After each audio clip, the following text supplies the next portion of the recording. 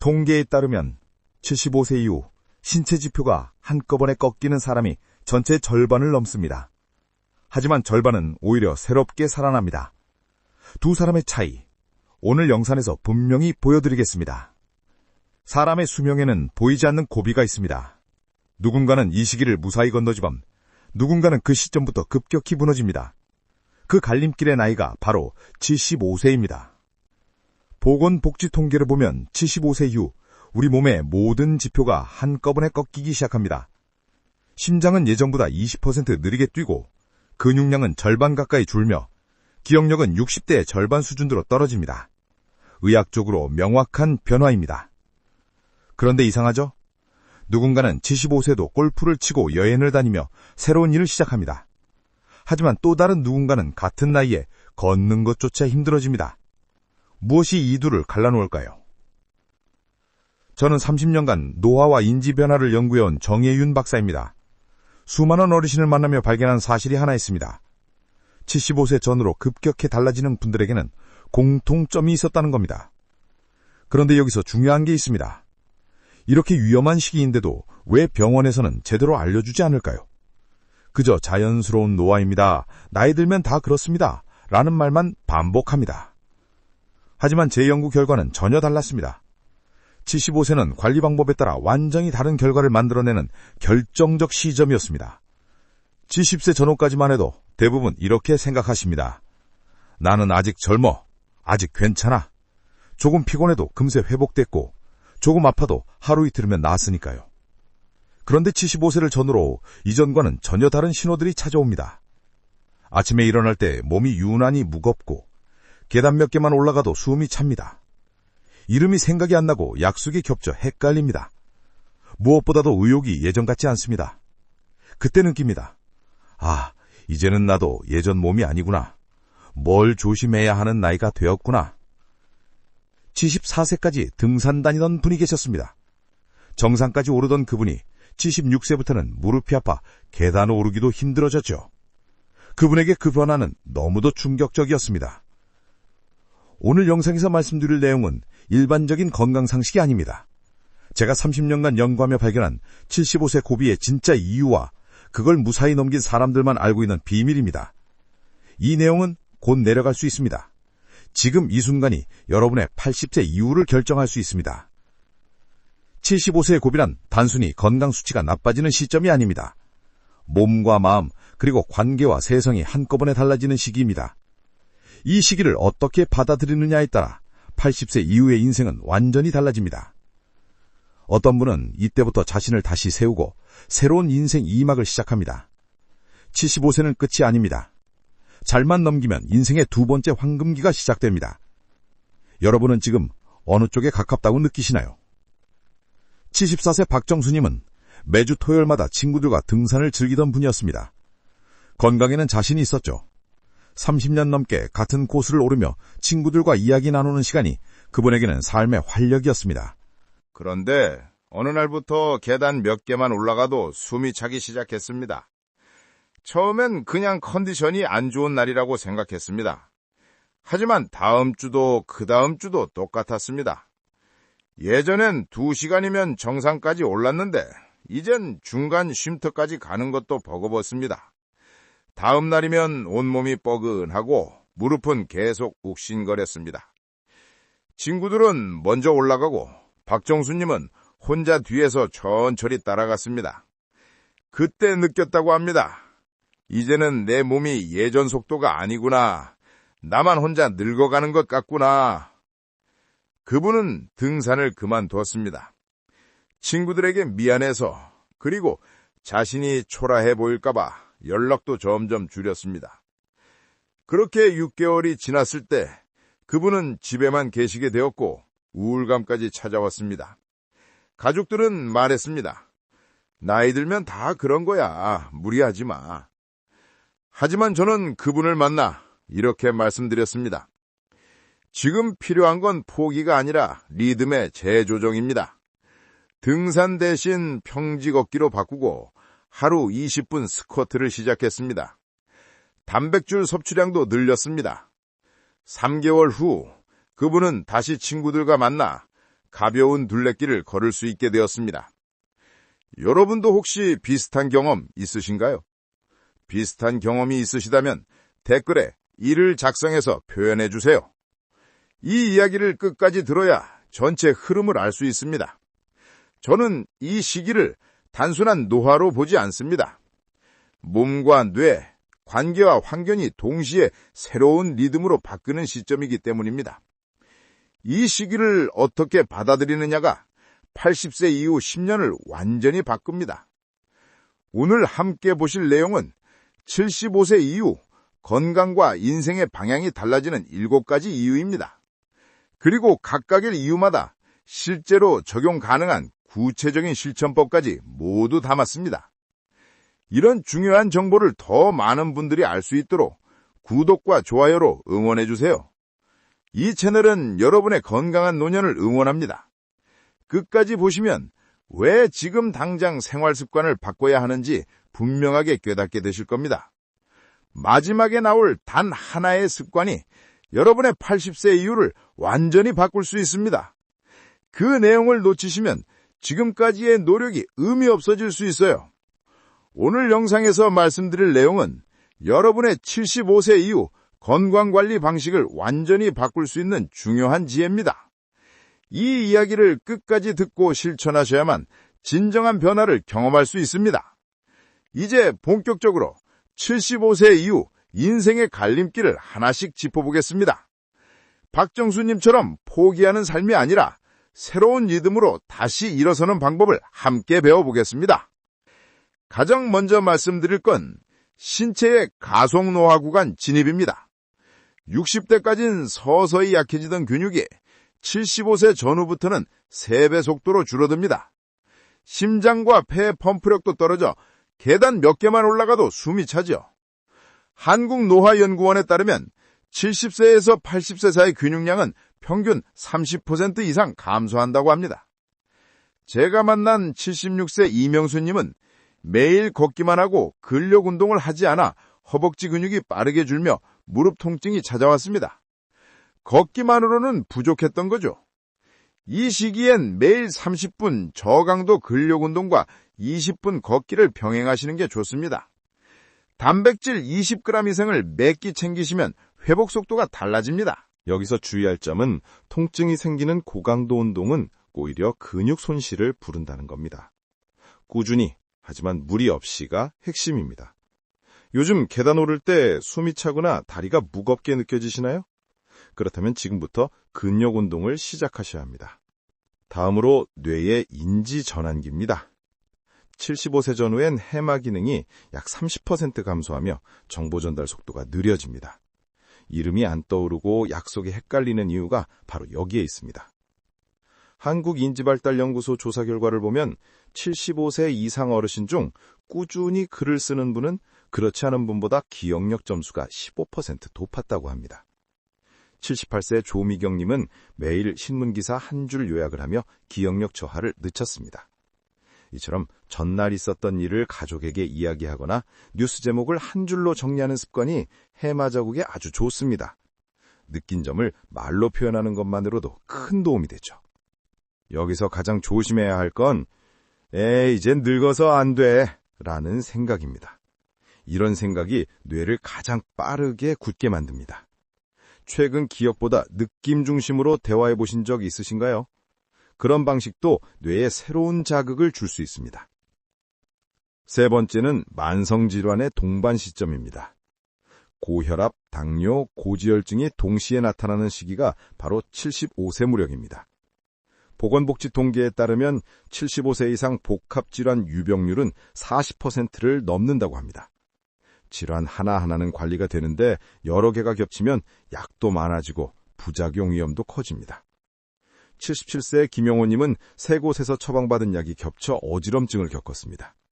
약국에서 확인해보니 같은 성분이 중복된 거였죠. 그래서 3개월마다 복용 중인 약 목록을 확인하고 약봉투 사진을 가족에게 공유하시는 게 안전합니다. 약을 바꾼 뒤 피로감이나 식욕저하가 생기면 반드시 기록하세요. 혹시 지금 복용 중인 약 정확히 몇 가지인지 알고 계신가요? 모르신다면 오늘 당장 정리해 보시길 바랍니다. 네 번째는 사회적 관계의 축소기입니다. 퇴직 후 10년이 지나면 인맥이 급격히 줄어듭니다. 이걸 2차 사회단절기라고 부릅니다. 서울대 노년사회연구팀에 따르면 외로움을 자주 느끼는 노인은 사망률이 26% 높다고 합니다. 외로움이 단순히 마음만 아픈 게 아니라 몸의 건강까지 해치는 거죠. 79세 유은성호님은 주 1회 친구에게 문자 한 통을 보내며 외로움을 크게 줄였습니다.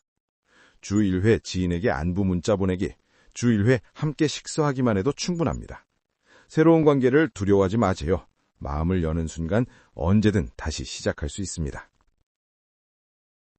다섯 번째는 생활 환경의 안전성 저하입니다. 75세 이후 낙상 사고의 60% 이상이 집안 욕실과 침실에서 발생합니다. 한국노인복지협회 보고서에 따르면 낙상 후 30% 이상이 자립생활이 어려워졌다고 합니다. 집에서 넘어지는 건 단순한 사고가 아니라 인생의 전환점이 될 수 있습니다. 80세 박순자님은 욕실에 손잡이와 센서 등을 설치한 뒤 넘어짐 걱정이 사라졌다고 말했습니다. 복도와 욕실에 자동 조명 설치하고 미끄럼 방지 시트 교체하고 침대 높이 조정하는 것만으로도 안전이 크게 달라집니다. 화려한 인테리어보다 밝고 단순한 구조가 안전을 지킵니다. 여섯 번째는 경제적 불안의 확대기입니다. 75세는 수입이 끊긴 지 10년 이상 된 시점입니다. 생활비보다 예측 불가능한 지출이 불안을 키웁니다. 한국노인경제연구원 조사에 따르면 경제적 불안이 높은 노인은 혈압 상승 위험이 1.5배 높다고 합니다. 돈 걱정이 몸의 건강까지 해치는 거죠. 76세 최은자님은 지출을 고정비와 변동비로 나누어 관리하며 불안을 크게 줄였습니다. 지출을 세 항목으로 구분하고 변동비는 한도 봉투로 관리하시면 마음이 훨씬 편해집니다. 돈의 액수보다 예측 가능한 생활이 심리적 안정의 핵심입니다. 일곱 번째는 삶의 의미 재정립입니다. 은퇴 후 역할이 줄어들면 존재감이 함께 흔들립니다. 이때 삶의 목적을 잃으면 노화 속도가 더 빨라집니다. 심리복지연구원에 따르면 나는 아직 도움이 된다고 느끼는 어르신은 평균 7년 더 건강하게 선다고 합니다. 78세 오세윤님은 손주에게 편지를 쓰며 삶의 의욕을 되찾았습니다. 하루 한 번 나눔, 주 1회 봉사, 평생 교육 수강으로 사회와 연결을 유지하시면 됩니다.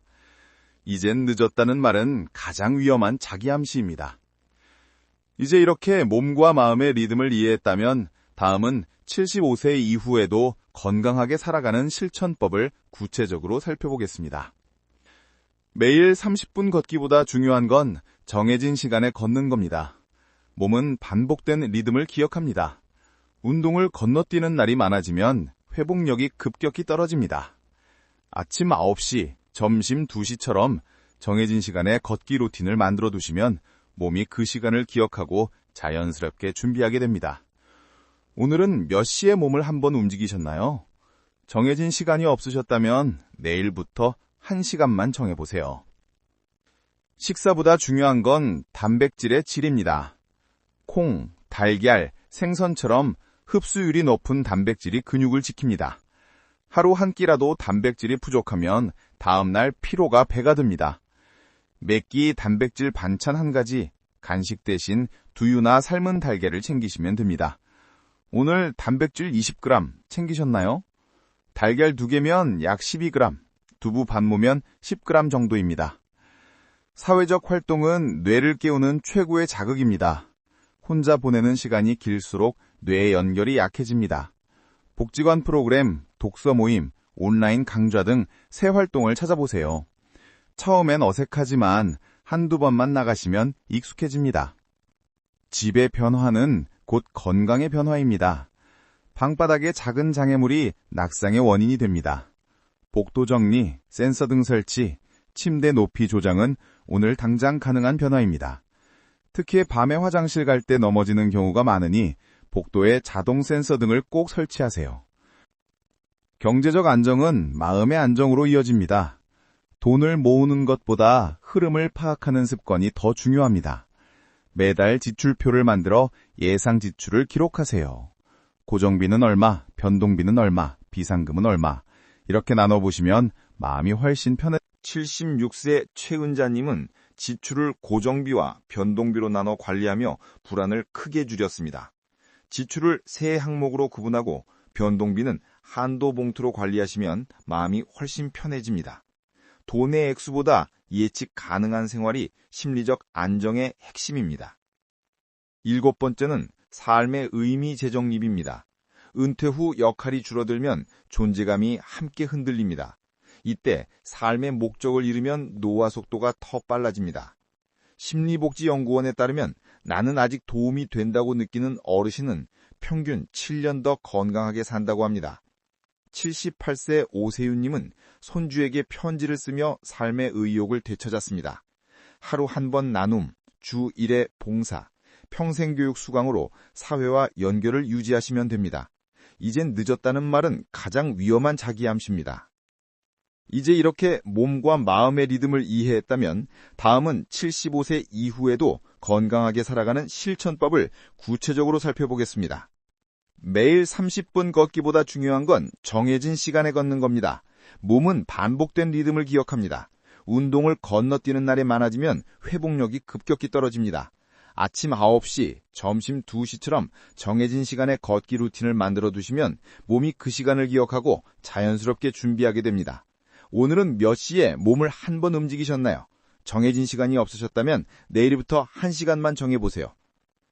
식사보다 중요한 건 단백질의 질입니다. 콩, 달걀, 생선처럼 흡수율이 높은 단백질이 근육을 지킵니다. 하루 한 끼라도 단백질이 부족하면 다음날 피로가 배가 됩니다. 매끼 단백질 반찬 한 가지, 간식 대신 두유나 삶은 달걀을 챙기시면 됩니다. 오늘 단백질 20g 챙기셨나요? 달걀 2개면 약 12g, 두부 반 모면 10g 정도입니다. 사회적 활동은 뇌를 깨우는 최고의 자극입니다. 혼자 보내는 시간이 길수록 뇌의 연결이 약해집니다. 복지관 프로그램, 독서 모임, 온라인 강좌 등 새 활동을 찾아보세요. 처음엔 어색하지만 한두 번만 나가시면 익숙해집니다. 집의 변화는 곧 건강의 변화입니다. 방바닥에 작은 장애물이 낙상의 원인이 됩니다. 복도 정리, 센서 등 설치, 침대 높이 조정은 오늘 당장 가능한 변화입니다. 특히 밤에 화장실 갈 때 넘어지는 경우가 많으니 복도에 자동 센서 등을 꼭 설치하세요. 경제적 안정은 마음의 안정으로 이어집니다. 돈을 모으는 것보다 흐름을 파악하는 습관이 더 중요합니다. 매달 지출표를 만들어 예상 지출을 기록하세요. 고정비는 얼마, 변동비는 얼마, 비상금은 얼마 이렇게 나눠보시면 마음이 훨씬 편해집니다. 수면의 질도 중요합니다. 75세 이후엔 깊은 잠이 줄어들고 자주 깹니다. 낮잠을 30분 이상 자면 밤잠이 더 얕아지니 주의하세요. 저녁 6시 이후엔 카페인을 피하시고 잠들기 2시간 전엔 밝은 조명을 줄이시면 잠의 질이 달라집니다. 어젯밤 몇 시간 주무셨나요? 5시간 이하라면 낮에 20분만 누워서 쉬어보세요. 물 섭취도 놓치기 쉬운 부분입니다. 75세 이후엔 갈증을 덜 느끼지만 몸은 여전히 물이 필요합니다. 하루 1리터 이상은 드셔야 혈액순환이 원활해집니다. 아침에 일어나서 물 한 컵, 식사 전에 물 한 컵, 이렇게 루틴을 만들어 두시면 자연스럽게 수분을 채울 수 있습니다. 이제 마지막으로 오늘 내용을 정리하고 75세 이후 인생의 방향을 다시 세워보겠습니다. 오늘 살펴본 7가지 변화, 몸의 가속 노화, 기억력의 저하, 복합질환, 사회적 단절, 환경 위험, 경제 불안, 그리고 삶의 의미의 흔들림. 이 모든 것은 우리에게 다시 속도를 맞추라는 신호입니다. 잘못 관리하면 불안과 피로가 쌓이지만 리듬을 다시 설계하면 80세 이후에도 건강한 일상이 충분히 가능합니다. 제가 수많은 어르신을 연구하며 내린 결론은 단순합니다. 노화는 싸워 이길 대상이 아니라 함께 조율할 리듬입니다. 과거의 속도를 고집하면 몸이 부서지지만 새로운 리듬을 받아들이면 더 오래, 더 건강하게 살 수 있습니다. 오늘 당장 실천할 한 가지를 꼽자면 매일 같은 시간에 몸을 움직이기입니다. 그 한 걸음이 몸의 리듬을 깨우고 마음의 자신감을 되살립니다. 아침 9시든 저녁 6시든 여러분에게 맞는 시간 하나만 정해보세요.